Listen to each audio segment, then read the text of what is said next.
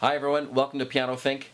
Thanks for tuning in again, and we're going to do a follow-up on a previous video I made on block practice. I'm doing this kind of a second time because it's such an important concept. And I was teaching a piece the other day, actually in Vietnam, to a student, and I thought I need to make a video about this measure because it's applicable to this idea of block practice. So this is the Mendelssohn G minor concerto, just the very opening.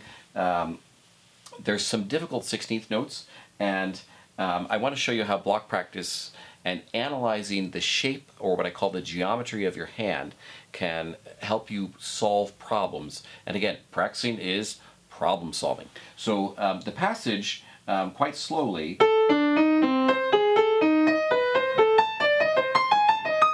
is this. And it's a little bit awkward for a few reasons, but let me show you how block practice can solve some of these things.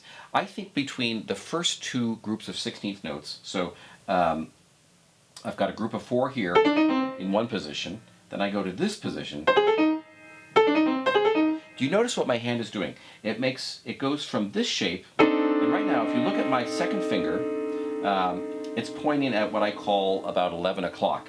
Now if I go to this next one, it's pointing to more about what I call 1:30 or 2 o'clock. And if you think of it like the face of a clock, the minute hand moving. So I go from here to here. And that's a pretty sizable change. You'll notice, again, my second finger is pointing here.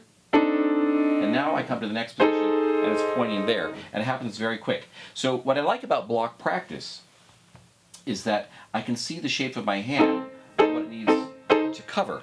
And it's a pretty sizable change. So here's how I would practice this if I was learning this concerto from the ground up, from the very beginning. I would spend a little bit of time practicing with high,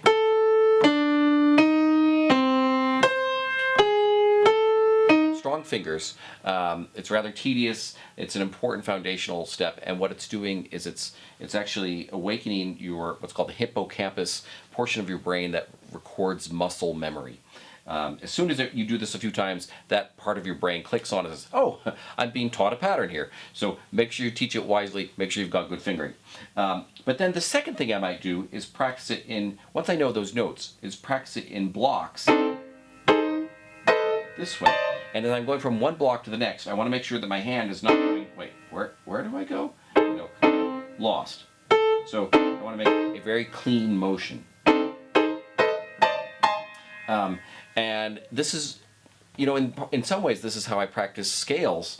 Once I've got good, fast fingers, I spend a little time playing it this way. And a subscriber had asked if I was joking when I'd shown a video on this. I'm not joking, actually. Making sure my fingers are at the right time, in the right shape, at the right place, is a big part of this that is as equal of importance to finger clarity and finger motion.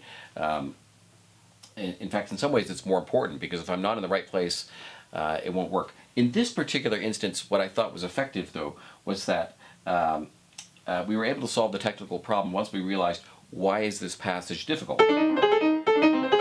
And it's because the second finger has to move very far. Now, another step I would make in my practicing would be, if I was going to circle something because I always practice with a pencil, I would circle that second finger in the second group, because if I'm going to miss anything, it's going to be that. So I approach that passage in my practicing, training my brain, sequencing of what to think about. Before I start the passage, I think, okay, get your second finger ready. It's got to move over quite a bit. And another way I could practice this would be without the metronome, adding what I call a speed bump. And what my speed bump here is allowing my hand to prepare. One bad thing about the metronome is that it's going to tick, and sometimes people are scrambling to get there before their brain has processed what needs to happen. I don't think the metronome solves problems, it just checks to see if the problem has been solved. So again, a little bit more nuanced, but if you watch all of those, you'll notice that each one requires a different shape of the hand, and I'm only able to figure out what that shape is by playing all the notes at the same time. All slightly different.